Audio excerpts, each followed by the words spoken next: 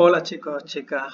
Eh, Voy a hacer una explicación del ejercicio número 1 de insomnio porque me lo habéis pedido y es realmente un ejercicio muy importante, este de la división en partes, ¿vale?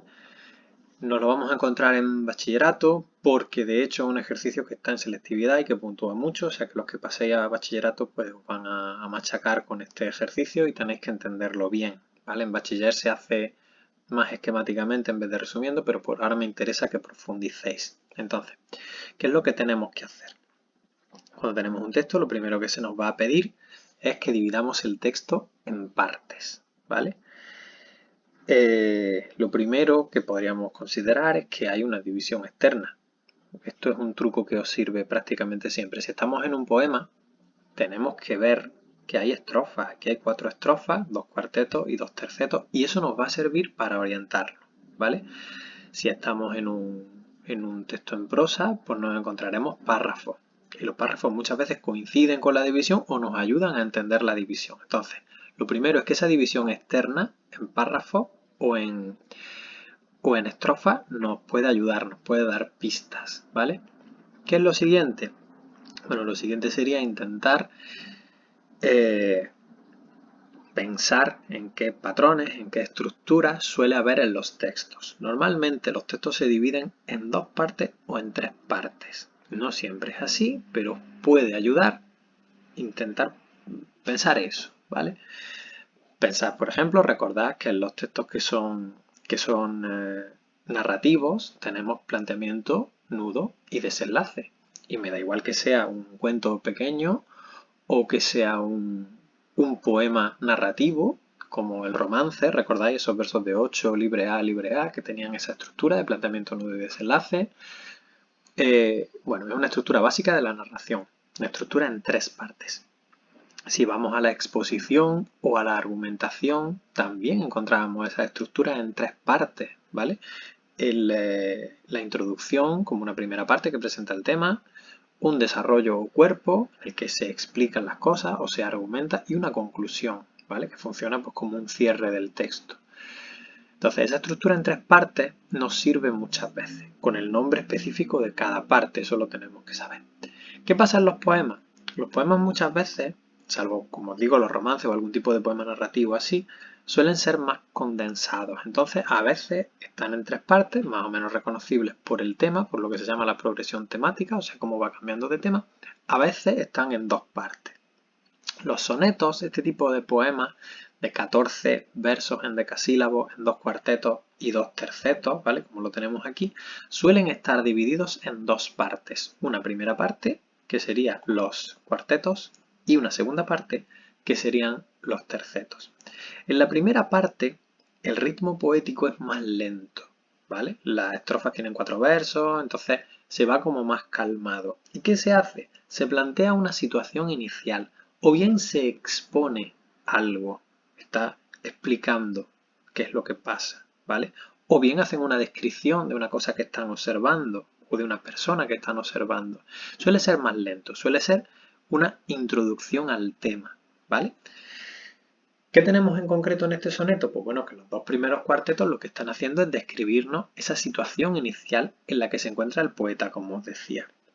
¿Cuál es la situación? Pues está en la cama, entendemos, con una persona con la que ha pasado una noche de amor y ella o él está dormida y, y el poeta, el yo poético, la está observando, ¿vale? Y no se atreve a despertarla. Por una parte quiere llegar a ella, quiere llegar a ese mundo de su mente, de sus sueños, pero por otra está maniatado, no se atreve a... Maniatado en el sentido de que no puede hacer nada, de que no puede llegar a ella, de que si intenta despertarla rompe esa magia del mundo de los sueños y no quiere, ¿vale? Por eso habla de que ella no lo sabe, ella no sabe que duerme, no somos conscientes ni siquiera de que dormimos cuando dormimos, ¿vale? De que hay como cárceles de espacio que la encierran de él, o sea, que la separan de él, ¿vale? Que no hay vuelo que alce hasta ella las alas de sus aves que no pueden llegar. Esa idea de que están muy juntos físicamente, pero están en mundos separados, el del sueño y el de la vigilia, o sea, el del estar despierto. Eso se nos explica aquí, más o menos, con un lenguaje difícil, con imágenes visionarias, pero eso sería una explicación de la situación inicial, una descripción de la situación inicial. Y conforma una primera parte, que son los dos cuartetos. Una segunda parte del texto serían los dos tercetos. Esto pasa casi siempre en los sonetos. Los dos tercetos lo que hacen es que aceleran el ritmo poético, ¿vale? Son menos versos, están más condensados y el poema tiene que resolverse, tiene que haber algo interesante porque si no sería súper lineal, todo igual del principio al final. Aquí se expone algo en los cuartetos, como os decía, o se presenta o se describe, y aquí pues o se le da más intensidad, de repente se acelera todo y se vuelve más intenso, o se le da un giro inesperado o se hace una reflexión, algo que sea más personal y más intenso. ¿Qué hace en este caso el poeta? Pues en este primer terceto, resume la situación, todo lo que nos explicaba antes, es plenamente consciente. Esto le sirve como para decir, wow, me estoy dando cuenta de lo que pasa. Saber que duermes tú, cierta, segura. Ay, mira, sí, es una chica, perdón.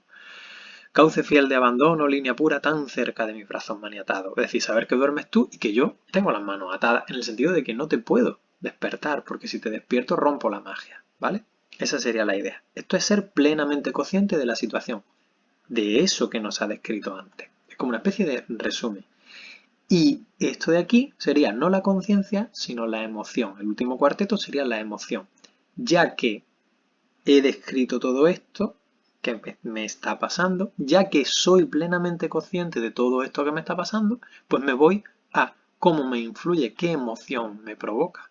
Pues una pavorosa esclavitud de isleño, es decir, una emoción fortísima como de estar encerrado en una isla. El insomne, o sea, sin dormirse, sin poder dormirse, loco, alteradísimo, en esos acantilados, ¿no? En esos límites por los cuales no puede acceder a ella, las naves por el mar y ella por su sueño. Ella sigue dormida sin darse cuenta de nada, ¿vale?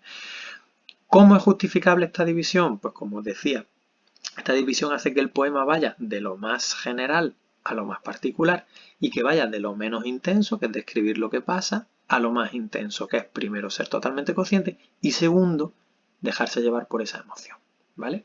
Entonces tenemos un poema que va creciendo, va haciendo una gradación, es decir, un escalonamiento creciente cada vez a más de las emociones. Y por eso sería esa división, ¿vale? Darle muchas vueltas, corregidlo muy bien y os recomiendo también que repaséis los ejercicios que hemos hecho y las correcciones que yo he publicado sobre este ejercicio 1 de dividir el texto en partes. Es muy importante que lo lleguéis a controlar y la semana que viene tendremos una prueba, o sea, tendremos el trabajo de la semana será un análisis de texto así, pero lo voy a recoger, lo voy a corregir yo y lo voy a evaluar, ¿vale? Voy a ser muy estricto con esto, o sea que repasadlo porque la semana que viene lo hacéis solo y lo tenéis que hacer bien. Si tenéis cualquier duda, pues me vais preguntando.